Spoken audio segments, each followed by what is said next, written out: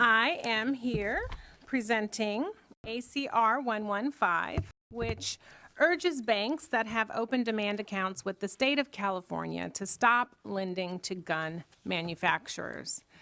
I think and hope that we are all committed to ending gun violence. There are way too many gun-related incidents that are happening in our communities that we see and read about in the news.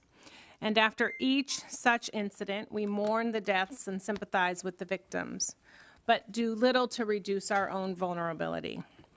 To try and prevent mass shootings and to prevent other firearm-related problems such as homicides, suicides, gun robbery, gun intimidations, and gun accidents, I believe we must act on all fronts to address gun control. This includes investigating the financial question of gun manufacturing. As it stands, California has established 109 gun control laws and has been a breeding ground for anti-gun violence activism. And yet 6 of the banks California has accounts with have prioritized profit over Californian values. Why do banks remain relatively quiet while Californians have been so vocal about gun violence and gun violence prevention? The Public Policy Institute of California has shown that since 2015, 6 in 10 Californians want stricter gun laws.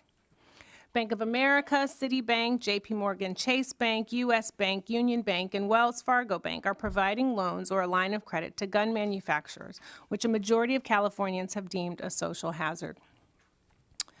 Citibank is a positive example of a California banking institution that has taken the lead and is slowly divesting from gun manufacturers. And yet there are others who speak of code of ethics, promising to speak up when they see something, and talking about the ability to do the right thing and making sure that they are doing the right thing as financial institutions when it is not the easy thing to do. And yet they make no public stance on doing business with the gun industry and have continued to finance millions with the gun industry. Now, these banks are not breaking any laws, and this is a resolution. It is not a resolution about breaking laws. It is a resolution talking about changing behavior. It's a resolution about values. Why is it okay that we ask our parents to buy bulletproof backpacks, but we're not willing to ask banks to reconsider lending to manufacturers responsible for making guns? I urge the legislature to encourage investing with institutions that protect California's values.